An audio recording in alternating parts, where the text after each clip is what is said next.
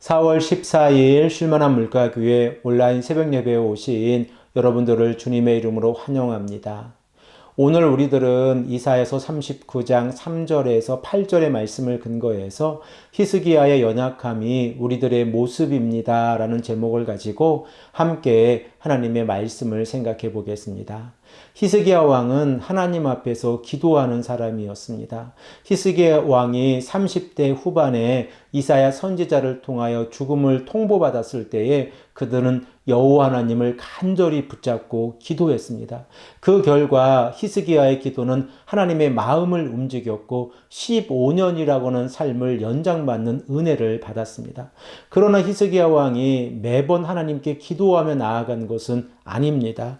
열왕기하 18장 14절에서 16절의 말씀을 보면 아수르의 사내림이 남유다를 공격해 오려고 했을 때에 히스기야 왕은 하나님께 기도하는 모습보다 자신이 가지고 있는 은과 금을 바쳐서 평화 협정을 맺고자 했습니다. 히스기야 왕은 은 300달란트와 금 30달란트를 아수르의 조공으로 바쳤습니다. 이 양이 얼마나 많은 양인지 킬로그램으로 생각을 해보면 은은 23,700kg이고 그리고 금은 2,370kg입니다. 이렇게 많은 은과 금을 아수르의 조공으로 바쳤음에도 불구하고 평화협정을 맺지 못하게 되자 히스기야 왕은 성전과 왕궁의 보물창고에 있는 은을 모두 다 내주었습니다. 심지어 여호와의 전에 있는 문과 기둥에 입혀놓은 금을 다 벗겨서 조공으로 바쳤습니다. 그럼에도 불구하고 히스기야 왕은 이 아수르와 평화협정을 맺지 못하고 이 사내림의 공격에 처해져 있는 상황을 우리들은 성경의 말씀을 통하여 생각을 해보고 보았습니다. 결과적으로 하나님께서는 히스기야가 자신이 가지고 있는 모든 방법을 다 쓰고 난 이후에 여호와 하나님께 간절히 기도할 때에 그의 기도를 들어주셨다는 사실을 우리들은 생각을 해볼 수 있습니다.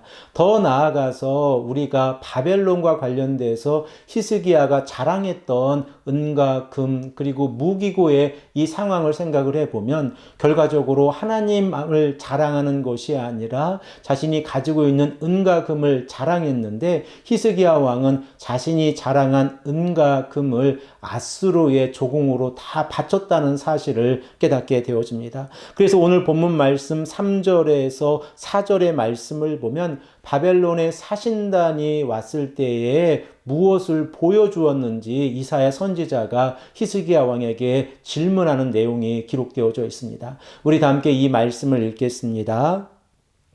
이에 선지자 이사야가 히스기야 왕에게 나와 묻되 그 사람들이 무슨 말을 하였으며 어디서 왕에게 왔나이까 하니 히스기야가 이르되 그들이 원방 곧 바벨론에서 내게 왔나이다 하니라. 이사야가 이르되 그들이 왕의 궁전에서 무엇을 보았나이까 하니 히스기야가 대답하되 그들이 내 궁전에 있는 것을 다 보았나이다. 내 창고에 있는 것으로 보이지 아니한 보물이 하나도 없나이다 하니라. 히스기야 왕이 바벨론의 사신단을 맞이하였을 때에 어떠한 모습을 보여주어야 했습니까? 히스기야 왕은 여호와 하나님을 높이고 하나님을 선포하는 역할을 해야 했습니다. 그 이유를 생각을 해보면 자신이 하나님 앞에서 죽음을 앞두고 있었는데 하나님의 은혜로 15년이라고 하는 인생을 더 살게 되었을 때에 히스기야 왕은 하나님을 자랑하고 하나님을 높였어야 했습니다. 그러나 히스기야 왕은 자신이 가지고 있는 은과 금을 자랑하고 무기고를 열어서 무기를 자랑했습니다. 이러한 모습을 바라보았을 때에 히스기야 왕의 마음 한편에는 하나님을 의지하는 마음이 있었지만 다른 한편으로는 바벨론과 남유다 그리고 더 나아가서 애굽까지 연합을 한다고 하면 아수르와 싸워서 이길 수 있다고 하는 이러한 희망을 가지고 있었다고 생각을 해볼 수 있습니다. 그러나 그 결과 히스기야 왕은 많은 것을 잃게 되어졌습니다. 첫 번째로 자신이 가지고 있는 은과 금, 심지어 여호와의 성전에서 금을 벗겨서 조공으로 아수르에 바쳤지만 아무런 결과도 얻지 못했습니다. 두 번째로 이 일로 인하여 하나님께서는 남유다가 바벨론 유수라고 하는 이 엄청난 일을 경험하게 될 것이다 라고 말씀을 하고 있습니다. 우리 다 함께 본문 6절과 7절의 말씀을 한 목소리로 읽겠습니다. 보라, 날이 이르니 내 집에 있는 모든 소유와 내 조상들이 오늘까지 쌓아둔 것이 모두 바벨론으로 옮긴 바 되고 남은 것이 없으리라. 여호와의 말이니라. 또 내게서 태어날 자손 중에서 몇이 사로잡혀 바벨론 왕궁의 환관이 되리라 하였나이다.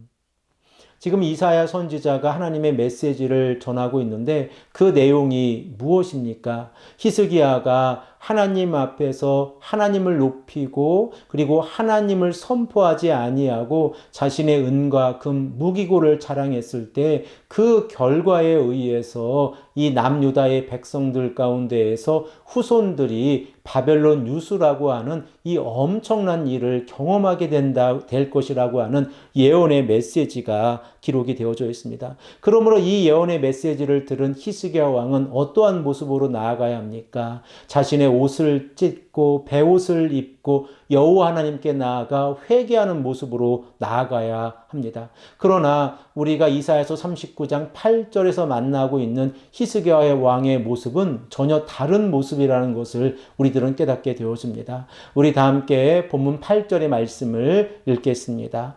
히스기야가 이사야에게 이르되 당신이 이른바 여호와의 말씀이 좋소이다 하고 또 이르되 내 생전에는 편안과 견고함이 있으리로다 하니라.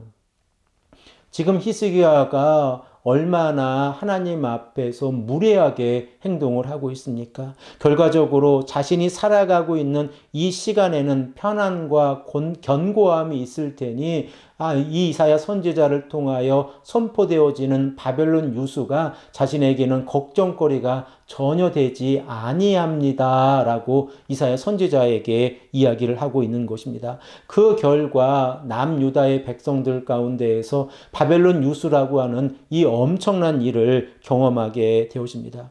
그러면 우리들은 이 열왕기와 기자와 함께 이사야도 히스기야 왕을 하나님 앞에서 올바른 왕으로 표현하고 있지만 히스기야 왕의 연약함을 왜 설명하고 있을까? 왜 기록하고 있을까라고 하는 이 내용을 우리가 생각을 해 보기를 원합니다. 히스기야 왕도 자신의 욕심에 의해서 하나님 앞에서 한낱 인간에 불과했다는 사실을 우리들에게 보여주기 위함입니다. 그리고 그가 이스라엘 백성들이 기다리고 있는 메시아가 아니고 연약한 인간이라는 모습도 우리들에게 보여주고 있습니다. 그러므로 이 모습을 통하여 여호와 하나님을 의지하며 나아가는 것이 얼마나 소중한 모습인가를 깨닫게 되어지고 우리가 하나님 앞에서 하나님의 은혜를 경험했을 때에 자신을 자랑하는 것이 얼마나 큰 재앙을 가져온다는 것도 깨닫게 되어집니다.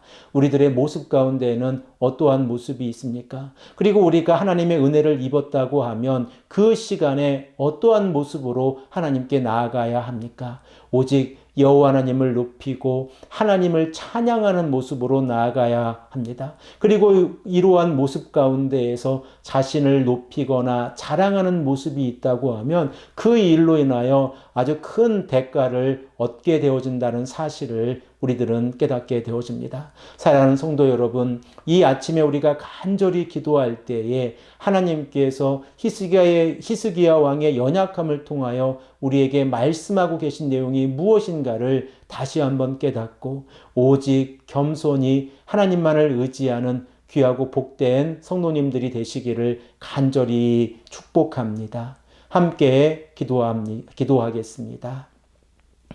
아버지 하나님 감사합니다. 오늘도 우리에게 말씀하셔서 히스기야 왕의 연약함을 바라보면서 우리들의 연약함을 함께 생각해 볼 수 있도록 인도하시니 감사합니다. 아버지 하나님, 우리가 하나님의 은혜를 입었을 때에 우리 자신을 높이는 이러한 잘못된 죄를 저지르지 아니하도록 늘 인도해 주시고 겸손히 여호와 하나님을 높이고 말씀에 순종하는 삶을 살아갈 수 있도록 인도하여 주시옵소서. 감사드리오며 사랑이 많으신 예수 그리스도의 이름으로 간절히 기도합니다. 아멘.